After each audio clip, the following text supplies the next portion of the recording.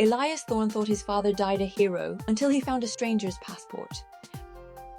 Behind the badge was a mask. The high-stakes debt of his secret heritage is finally due. The floorboards of the old house on Blackwood Lane didn't just creak, they groaned with the weight of a century of secrets. My father, Sergeant Thomas Thorne, had lived a life as straight and narrow as the creases in his uniform. He was the man the town turned to when things went wrong, a paragon of local justice who had died 3 months ago in a rain-slicked car chase, chasing a ghost that never wanted to be caught. I sat in his study, the air thick with the scent of old cedar and the lingering ghost of his pipe tobacco. My task was simple: clear out the desk, file the pensions, and prepare the house for a life without him. But as I pulled at the bottom drawer of his heavy mahogany desk, it stuck. Not with the stubbornness of old wood, but with the deliberate resistance of a mechanism. I reached underneath, my fingers grazing a small recessed catch.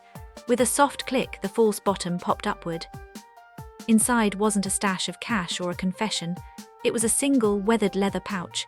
Inside that pouch lay a passport. The blue cover was faded, the gold leaf of the crest nearly rubbed away. I opened it and my breath hitched. The face staring back at me was undeniably my father's. Younger, sharper, with a hardness around the eyes I hadn't seen in the family photos. But the name printed in crisp, Cyrillic script, and translated below it wasn't Thomas Thorne. Viktor Volkov, born, Leningrad, 1958. The hook was set. My father died a hero in the local police force. Today I found a passport with his face and a name I've never heard before. The shadow of the hero. The town of Oakhaven didn't just respect my father, they mythologized him. At the funeral, the mayor spoke for 20 minutes about the Thorne integrity. Every story followed the same arc. Thomas Thorne standing his ground, Thomas Thorne choosing the hard truth over the easy lie.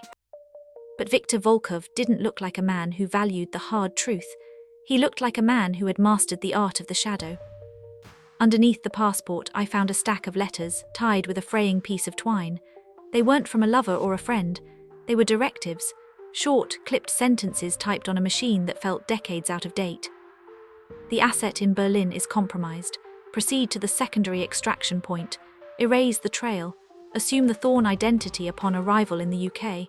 The clock is irrelevant, the legacy is everything. I felt a cold shiver crawl up my spine. My entire childhood, the Sunday roasts, the lessons on honesty, the pride I felt watching him pin on his badge, felt like a stage play. I wasn't just the son of a policeman, I was the son of a ghost. The investigation begins. I spent the next 48 hours in a fever dream of digital searches and late-night calls. I utilized every skill I had to peel back the layers of a life that shouldn't exist. The official records for Thomas Thorne before 1989 were remarkably clean, too clean. A birth certificate from a small village in Yorkshire that had burned down in the 70s. A school record with no surviving teachers. He had built a fortress of normalcy out of thin air. I moved to the attic, tearing through boxes of old police files he'd kept. I wasn't looking for his cases anymore. I was looking for the gaps between them. I found a map of the coastline, marked with small, precise X's that didn't correspond to any crime scenes I remembered. They were deep water access points, places where a boat could slip in undetected under the cover of a storm. As I sat on the dusty floor, a realization hit me. My father hadn't just been a defector, he had been an active participant in something much larger. The secret heritage wasn't just a name, it was a debt. A visit from the past. On the third night, a car pulled into the driveway. It didn't have the roar of a modern engine. It was a low, steady hum. I watched from the darkened window as a man stepped out. He was old, moving with a calculated grace that defied his years.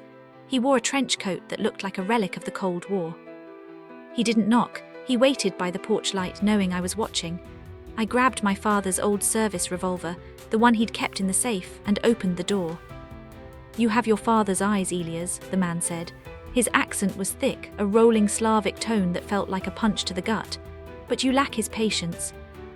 "Who are you?" I asked, the heavy metal of the gun cold in my palm. "A friend of Victor," he replied, "or a ghost of Thomas, depending on which lie you prefer to live in." The layered truth. The man, who introduced himself only as Mikkel, sat at our kitchen table as if he'd been there 1,000 times. He didn't ask for tea, he asked for the leather pouch. "He was supposed to burn this," Mikkel whispered, tracing the name Volkov with a gnarled finger. But Victor was always sentimental. He wanted you to know eventually. He just didn't think it would be like this. According to Mikkel, my father wasn't just a spy who ran away. He was part of a deep heritage program, operatives planted not to overthrow governments but to act as a failsafe. When the Soviet Union began to crumble, the program was abandoned but the men remained. Your father chose Oakhaven because it was quiet, Mikkel explained. He thought he could bury Victor under the weight of a badge and a uniform. He became the hero the town needed so he could forget the monster he used to be. What monster? I demanded. Mikkel looked at me with a pity that made me want to scream. The kind that ensures geopolitical balances remain stable. The kind that makes people disappear so that wars don't start. Your father didn't just join the police to help people, Elias. He joined to seek penance. The moral dilemma. The stakes weren't just personal anymore. Mikkel revealed that my father's accidental death wasn't an accident at all. A faction from the old days, men who had never stopped playing the great game, had found him. They believed he still held the encryption keys to a series of dormant accounts, funds meant to destabilize the very region he had grown to love. They are coming for the house, Mikkel warned. They think the keys are in the desk. They don't realize the secret heritage isn't money, it's information. I looked around the kitchen, the height marks on the doorframe where I'd grown up, the chipped mug he used every morning. It was all a lie, yet it was the only truth I knew. I had a choice. 1. Expose the truth. Hand over the passport and the letters to the authorities, destroying my father's legacy and potentially sparking an international incident. 2. Maintain the lie. Burn everything, become the new guardian of the secret, and live the rest of my life looking over my shoulder, just as he did.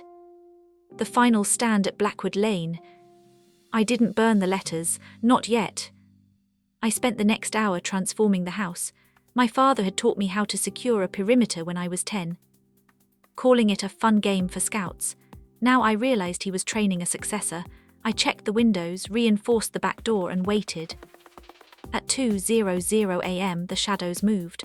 2 men, dressed in tactical gear that looked out of place in our sleepy town, approached from the garden.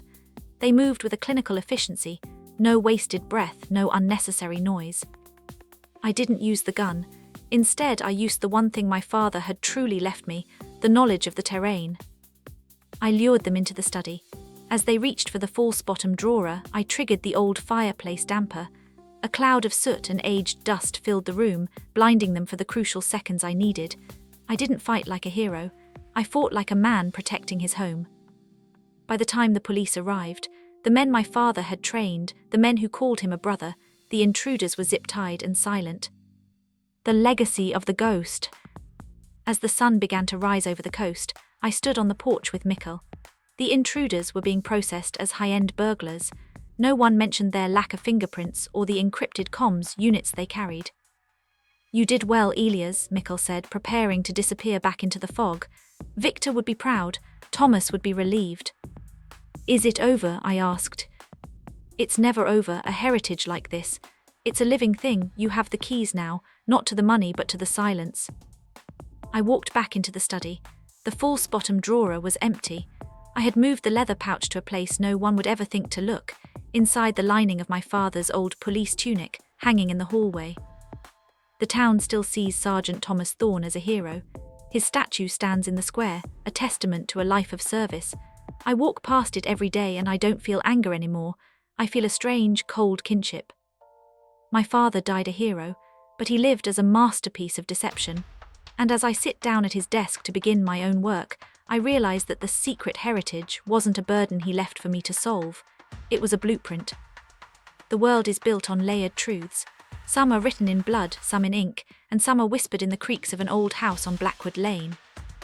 I am Elias Thorne, but somewhere deep in the code of my DNA and the silence of my heart, I am also the son of Viktor Volkov.